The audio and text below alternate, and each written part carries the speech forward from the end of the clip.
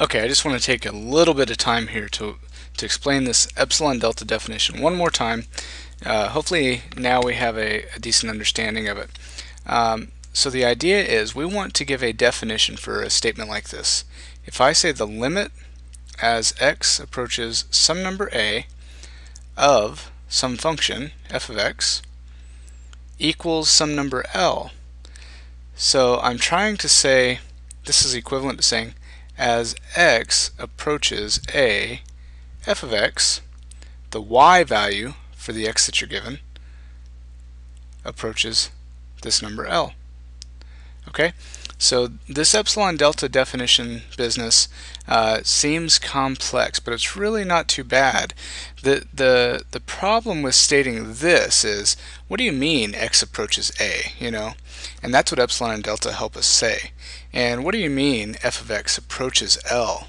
What does it mean to say x is close to a or f of x is close to L?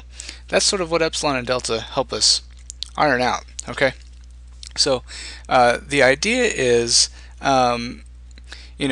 if the limit really is L, then these two guys here, f of x, if the limit of f of x really is L, then they could be as close as I want. F of x depends on x, right? There's a very intimate relationship between x and f of x. Namely, y, or f of x, is the y for any given x. Okay? So, there's definitely a relationship there. If I want this y value to be close to L, or if this is the limit, if L is the limit, then I can make this y as close to L as I want. So the idea is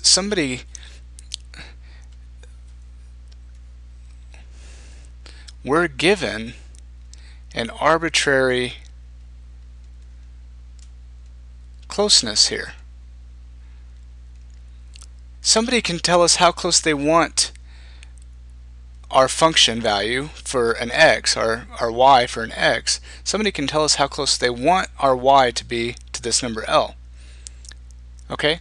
And the point is, if they tell us how close they want it, then we can make x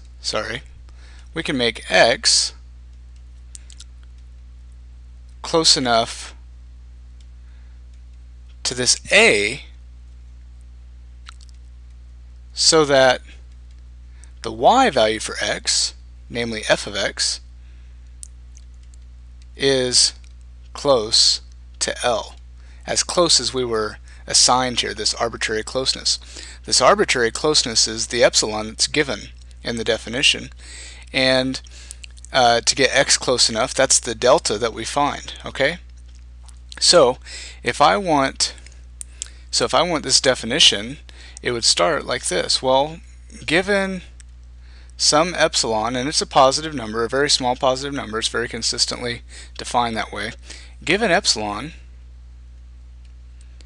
we can find another small number, delta, that sort of depends on this choice of epsilon. Somebody gives us a number here, well, we can then find a number for delta depending on whatever they give us here. Okay, so given any epsilon, that's the idea, given any epsilon, we can find delta so that whenever x is close enough to a, whenever it's within delta distance of a, so that if x is close enough to a, in fact within delta distance of a, if x is that close to a, then the y for that x, namely f of x,